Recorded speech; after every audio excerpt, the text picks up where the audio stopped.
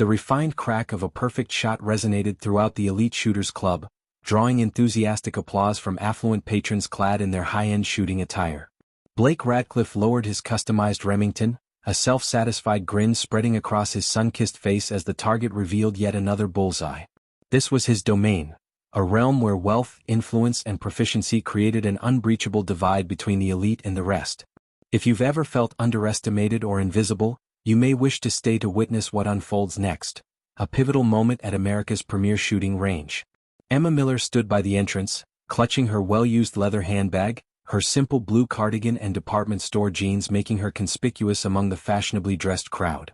At 35, she was neither youthfully striking nor sufficiently accomplished to command respect in such circles. The receptionist, a young woman with flawless blonde locks and a practiced smile, briefly looked up and then dismissed her, treating Emma as an unwelcome disturbance. "Excuse me," Emma ventured softly, "I'd like to register for today's open practice session." The receptionist glanced up again, her gaze flicking from Emma's practical shoes to her modest ponytail. "Membership cards only," she replied dismissively. Emma took a deep breath and presented a crumpled envelope. "I have a day pass." It was a gift. Blake observed the newcomer from his vantage point. At 42 he was at the height of his career, a 5-time national champion, Olympic gold medalist, and the face of Remington's luxury range. His family's oil fortune had afforded him top-tier training since childhood, alongside his innate talent. Well, Blake drawled with a loud voice, "looks like someone made a wrong turn on the way to Walmart." His companions laughed at his cue, directing further attention to Emma, who was advancing towards the basic range, gaze fixed to the floor. Rebecca Johnson, the club's manager and a former competitive shooter herself, frowned at Blake's comment but stayed silent. Emma found a place at the far end of the range, placing her handbag on the small shelf and carefully unwrapping a cloth package to unveil a standard Glock 19, reliable but decidedly modest compared to the bespoke firearms the club members wielded. Blake and his friends had moved closer, intrigued by the possibility of entertainment. £10 says she can't hit the target, one quipped. Blake scoffed, "Make it £10,000, I wager she's never held a gun in her life." Blake ambled over to Emma's station. "Excuse me, ma'am," he addressed her, oozing false politeness mixed with condescension. "Are you sure you're in the right place? This isn't a knitting circle." Emma finally raised her gaze, her hazel eyes meeting Blake's blue ones with a calmness that briefly unsettled him. "I'm just here to practice," she said softly. Blake recovered quickly. "Practice, dear? This is a venue for serious shooters. £10,000 says you can't hit the bullseye from 50 yards. Emma's expression remained undisturbed, though something ignited in her eyes. "I don't have that sort of money," she replied. Blake's grin widened. "If by some miracle you succeed, I'll pay. Fail and you leave never to return. Deal?" Rebecca approached during the exchange, concern apparent. "Mr. Radcliffe, perhaps we should allow our guest to practice in peace." Blake waved her away, not bothering to glance at her. "Keep out of it, Rebecca, it's just a friendly wager." Emma's gaze drifted to her left hand, where a simple gold band circled her finger. She twisted it, a slight gesture that would go unnoticed by most. "All right," she agreed quietly. Blake's eyebrows shot up in surprise before his face morphed into a triumphant smirk. "Excellent. Ladies and gentlemen, we have ourselves a show." Nobody noticed the shift in Emma's stance as she took up her Glock, her spine realigning, shoulders relaxed, feet planted in perfect balance. None recognized her expert grip, nor her controlled breathing pattern. And none realized the unassuming gold ring on her finger once belonged to one of SEAL Team SAX's most renowned snipers.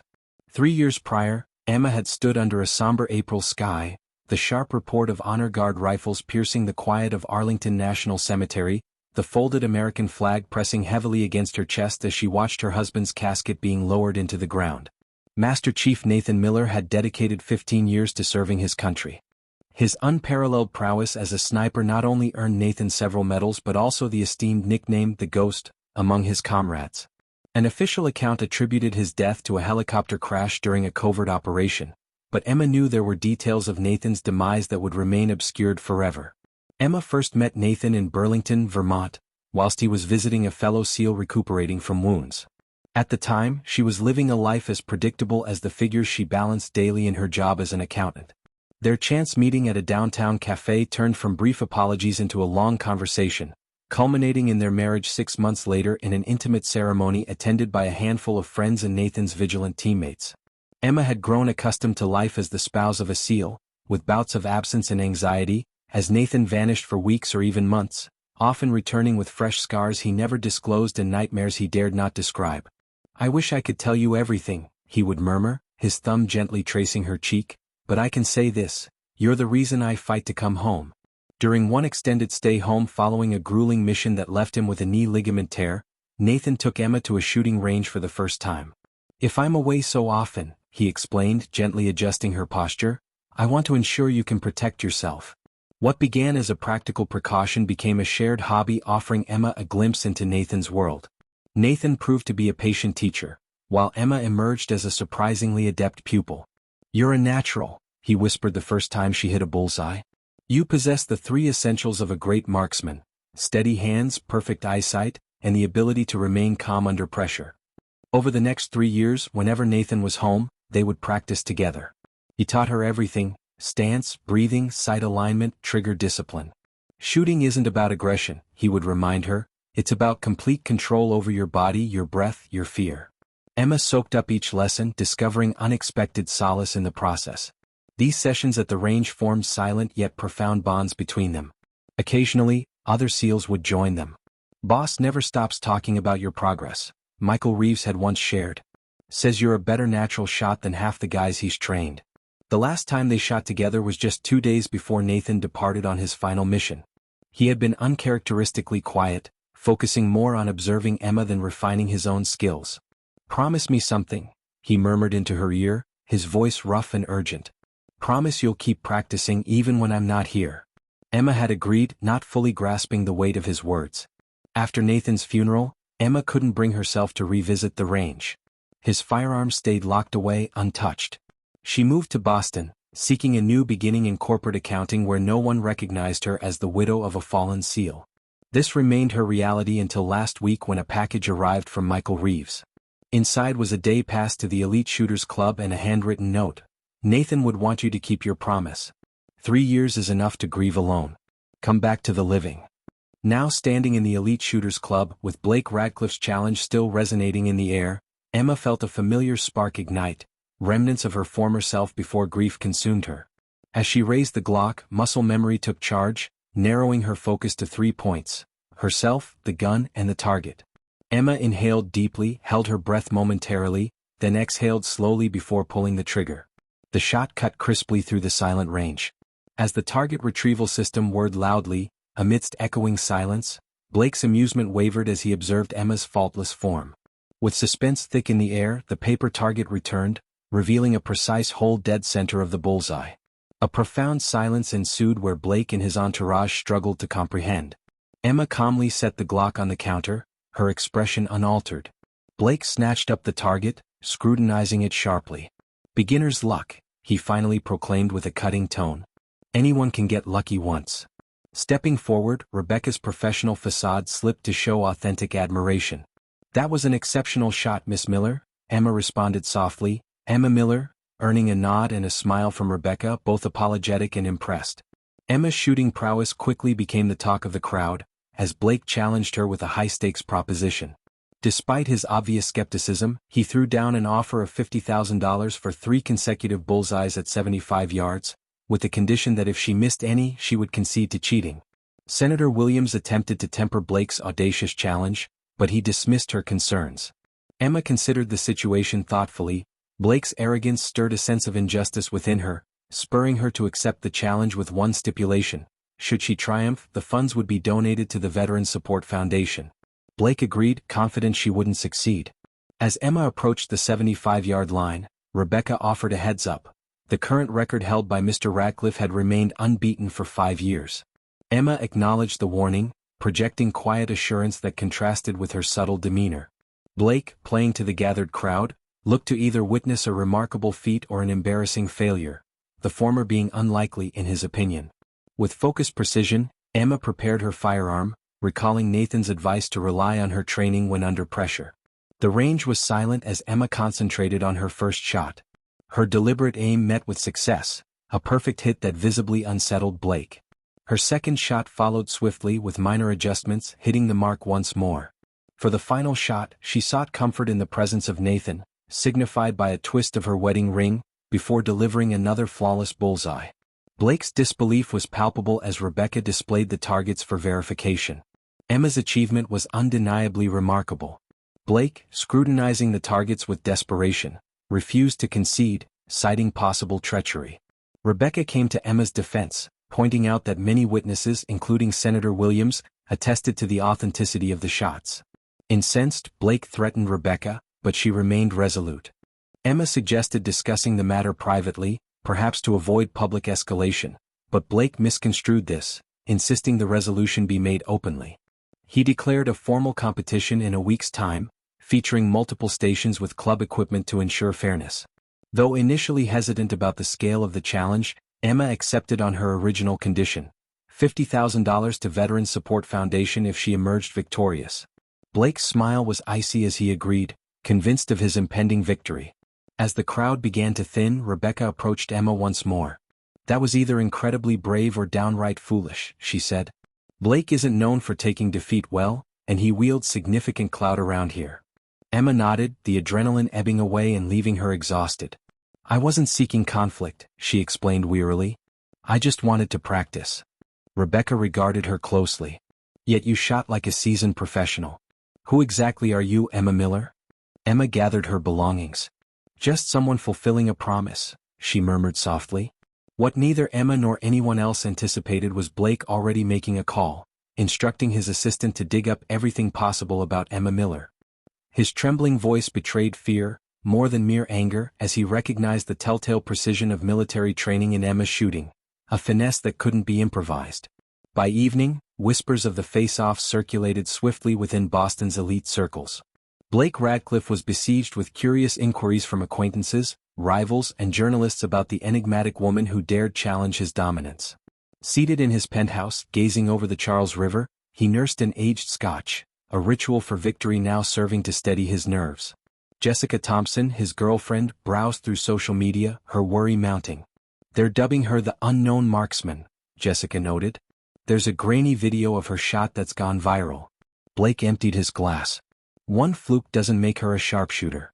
By next week, everyone will realize she's a fraud." Jessica looked up, her expression unusually grave. "Blake, those weren't flukes. I've seen you compete for years. She's genuinely skilled." The sharp ring of his phone disrupted their conversation. Recognizing the investigator's number, Blake immediately responded. "Tell me you have something," he urged, foregoing pleasantries. The voice on the other end was apologetic. "Not much, Mr. Radcliffe.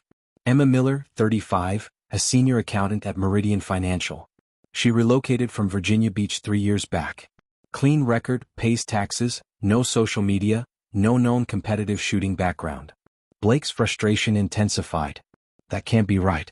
No one shoots like that without training. Dig deeper." After ending the call, Blake paced his living room. "Who is she? Where did she learn those skills?" Jessica observed him with growing unease. "Blake, perhaps it's best to let this go. Pay the charity, chalk it up to an off day."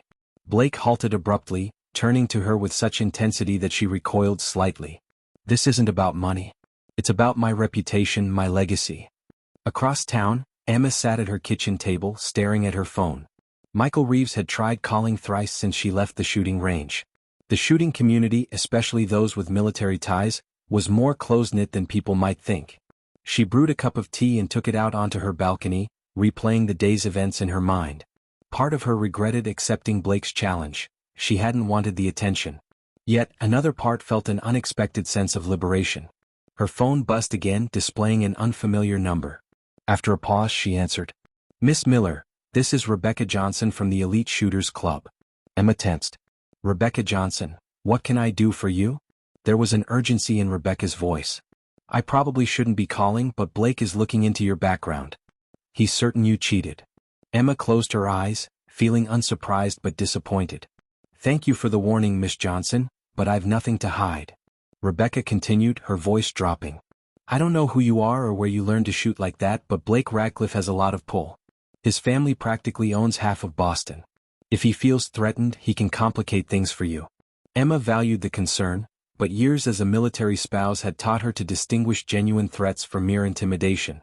"I'll be cautious," she assured, "but I intend to fulfill our agreement." After the call, Emma opened a small wooden box containing Nathan's medals, letters and their wedding photo. Beneath the folded flag from his funeral lay Nathan's logbook, a meticulous record of their practice sessions together. She flipped to the pages detailing those times, marked by his precise handwriting, "Emma 50 yards 9/10 bullseyes." The next morning, Emma's usual routine changed for the first time in 3 years when she called in sick to work. Instead of heading to the office, she made her way to a public shooting range, far from elite shooters' typical clientele. There, she spent 8 hours diligently honing each technique Nathan had shared with her. Each shot was a silent conversation with his memory, a promise upheld, and a link between this world and the next. Later that evening, Emma received a text from Rebecca Blake requesting alterations to the competition rules. 10 different firearms at various distances were now required. The board had sanctioned this adjustment.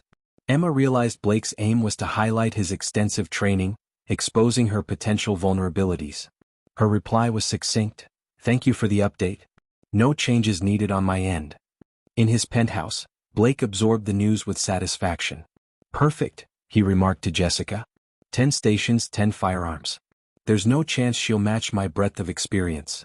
Jessica carefully placed her wine glass down.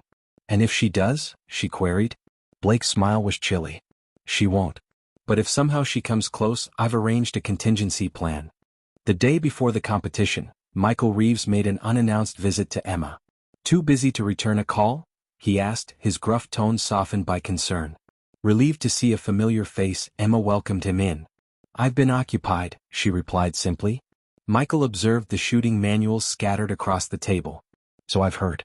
The whole community is buzzing about you and Radcliffe." Seated at her kitchen table, he added, "Nathan would be proud, not just of your shooting but that you're engaging with the world again." Emma's eyes unexpectedly filled with tears. "I'm not sure that's my intention," she admitted. Michael nodded understandingly. "The best battles are often unplanned but just what we need," he offered, clasping her hand briefly. "You're not alone. I've made some calls. You'll have supporters in the audience tomorrow." As he prepared to leave, he turned with a final caution. "Be cautious with Radcliffe. A man like him, accustomed to winning, won't accept defeat lightly. Nathan would want you to stay vigilant." Emma nodded, grateful for the advice. "I will, and thank you, Michael, for everything." His smile was warm. "Just keeping a promise to a brother." Blake Radcliffe's investigation into Emma Miller began as a blow to his ego and soon became an obsession, consuming his focus more than any competition preparation. Initial checks had revealed frustratingly little. No criminal history, no record of competitive shooting, not even a speeding ticket. On paper, Emma Miller seemed to be just a nondescript accountant living a quiet life.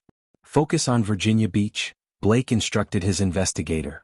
"She lived there before Boston. Look into shooting clubs, ranges, instructors, anyone who might know her. And about that wedding ring she keeps touching, find out about her husband." The investigator retained a professional tone despite the increasing demands. "I'll investigate Mr. Radcliffe, but marriage records in Virginia? I don't care what it takes," Blake interrupted. "The competition is in 2 days. I need that information now." After ending the call, Blake stood before a wall adorned with his most prestigious accolades, including the Olympic gold medal from 8 years prior, capturing a rare moment of genuine joy now overshadowed by the pressure of maintaining his success. The breakthrough came late that evening while Blake reviewed footage of Emma's shooting form. His phone rang, displaying the investigator's number. "Virginia Beach was the key, Mr. Radcliffe. Emma Miller is the widow of Master Chief Nathan Miller, a highly decorated Navy SEAL sniper killed in action 3 years ago." A chill ran through Blake. "A SEAL sniper? Are you sure?" "Absolutely," the investigator confirmed. Miller was known for training his wife. His military peers referred to it as a hobby, but he took it seriously. She was a natural with exceptional potential. "Anything else?" Blake asked, voice steady. "Just one more thing," the investigator added. Miller had a nickname, the Ghost, for hitting targets others couldn't even see. He held several unofficial long-distance records. Blake hung up the phone, staring into space as the reality sank in. Emma Miller wasn't merely lucky or deceitful. She was the protégé of a renowned military marksman. The facade Blake had crafted about her being an amateur was disintegrating.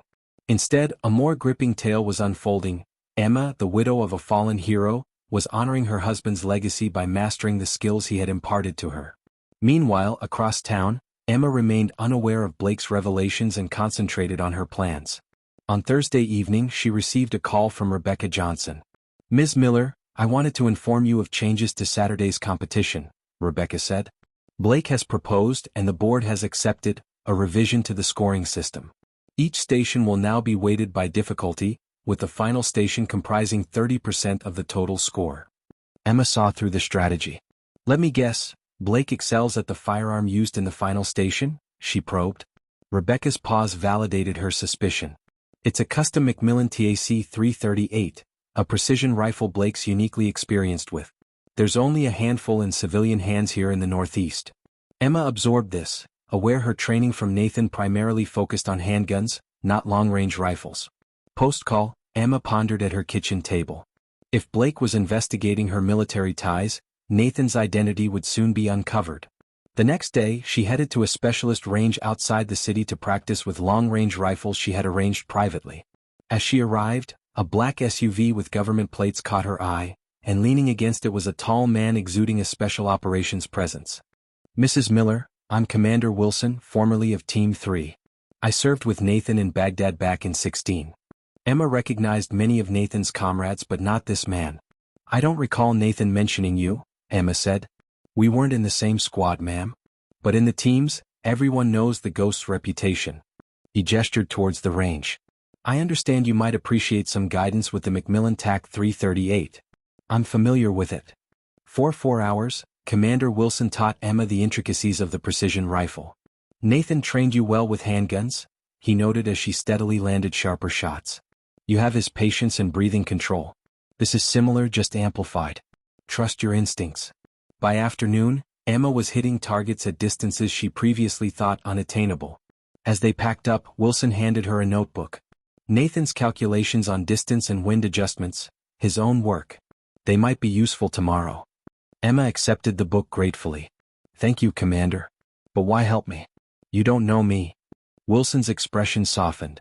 "Losing a brother in the teams means caring for what mattered to him. Nathan spoke of your skills, proud of your progress and innate talent. He said you had the steadiest hands he'd seen on a civilian."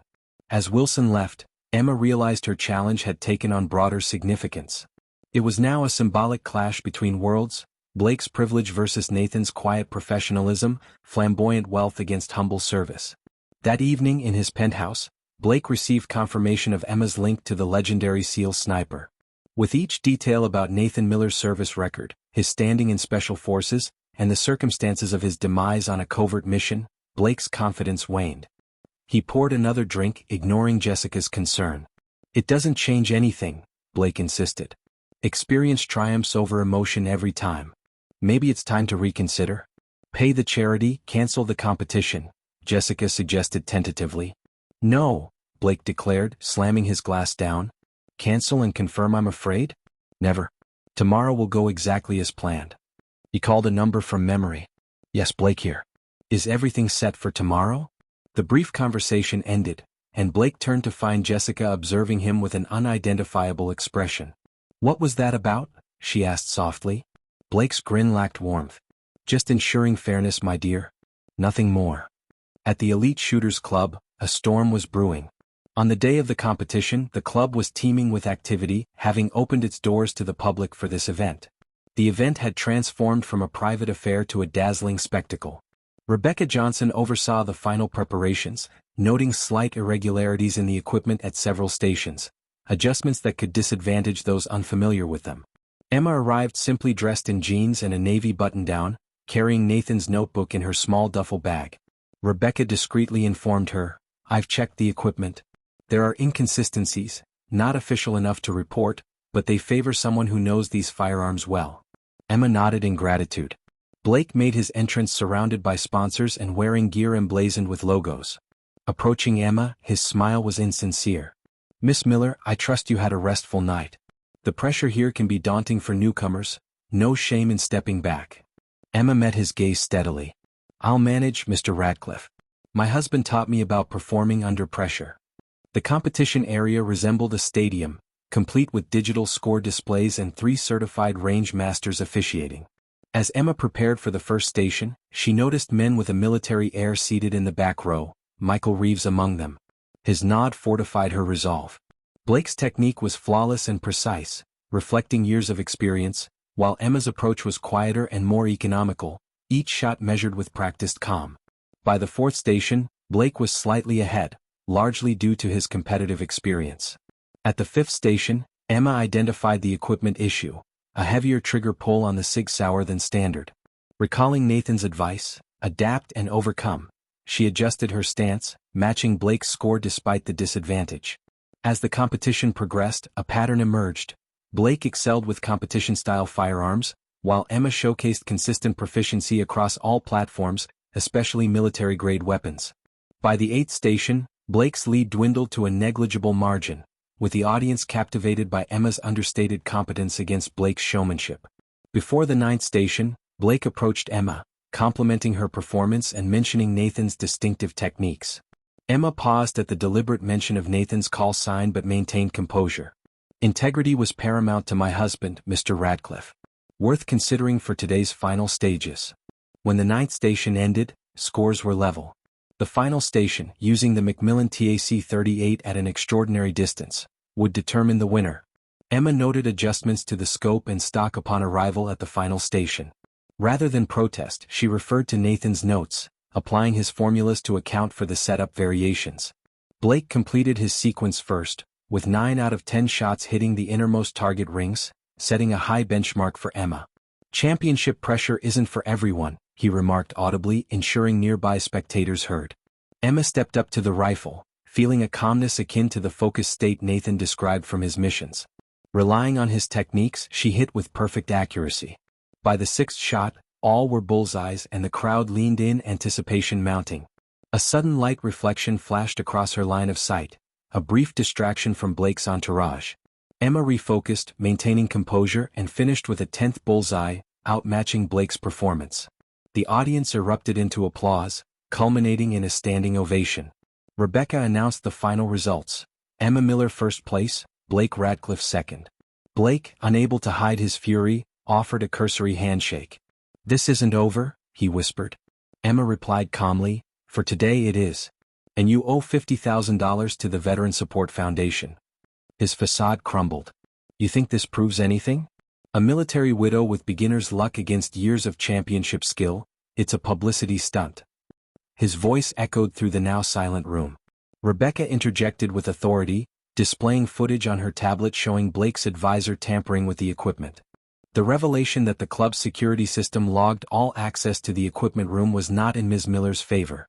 This surprising turn of events shocked the audience, elevating their admiration for Emma's performance into genuine respect for her ability to excel despite intentional sabotage.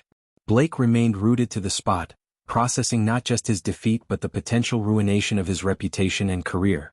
By Sunday morning, clips of Emma's flawless final round and Blake's breakdown spread across social media, evolving from a niche sporting tale to a broader narrative about privilege and redemption.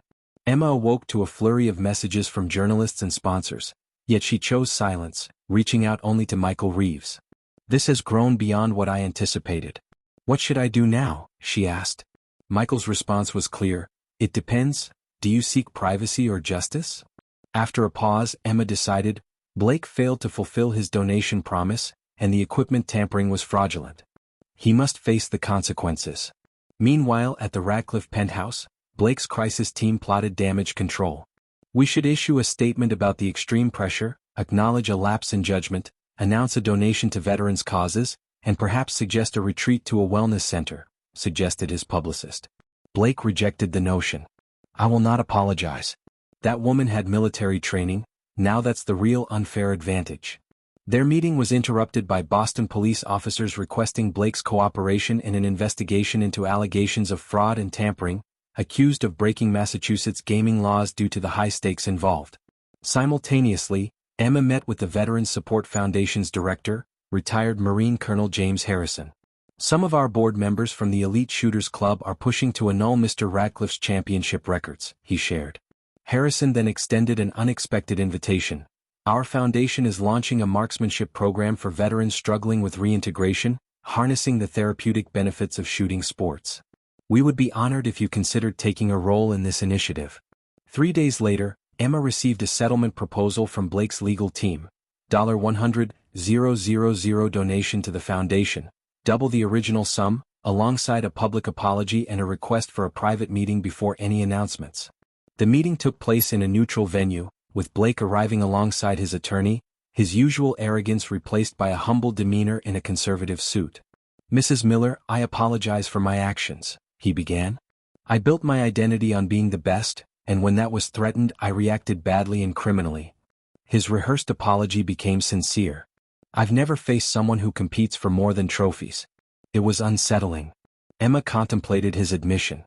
"Mr. Radcliffe, I did not participate to unsettle anyone. I was honoring a promise to my husband. Your actions compromised the sport's integrity and disrespected the charity you agreed to support." Blake's face reflected genuine remorse. "That's why I've increased the donation and accepted a 3-year competition ban." As the settlement was signed, Blake offered his hand. "For what it's worth, you are the finest shooter I've competed against.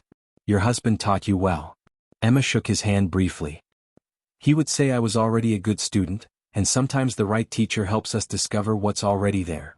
2 weeks later, Emma stood at the new training range at the Veterans Support Foundation's Rehabilitation Center, funded by Blake's donation and contributions from manufacturers. Her first class comprised 6 veterans with visible and invisible scars of service. "Good morning," she began, her voice stronger than it had been in years. "My name is Emma Miller. I'm not a soldier or a champion, merely someone who learned that the steadiest hands often belong to those who have endured the greatest turbulence. Today we start with the basics: how to stand, how to breathe, how to focus." 6 months later, at the Foundation's fundraiser, Emma addressed the gathering. "A year ago, I walked into a shooting range for the first time in 3 years, fulfilling a promise to my late husband. I meant to reconnect with a skill he imparted and then return to my quiet life. In reality, I discovered a confrontation that led to this program and the community we are building together." When the foundation announced the annual Nathan Ghost Miller Excellence in Marksmanship Scholarship for veterans pursuing careers in shooting instruction, Emma felt tears as the first recipient. A former Army Ranger overcoming substantial injuries accepted the honor. Twisting her wedding ring one final time, she silently dedicated the moment to Nathan for all he taught her about standing firm. Perhaps Emma's greatest triumph was not merely winning a competition. Emma Miller's journey began when a champion underestimated her talent, yet she found her path back into the world, creating a life that honored both her past accomplishments and future aspirations. Her transformation captivated those observing her rise from being overlooked at the Elite Shooters Club to confidently steering the Foundation's initiatives. Her story imparted a crucial lesson: never underestimate those who seem reserved. Beneath their quiet demeanor might lie a resolve shaped by challenges, skills refined through dedication, and values rooted in profound experiences. If you ever feel dismissed or unseen, recall Emma Miller's remarkable transition from unnoticed to indispensable, how she turned an instance of disregard at a shooting range into a rallying cry for respect, with one flawless shot at a time.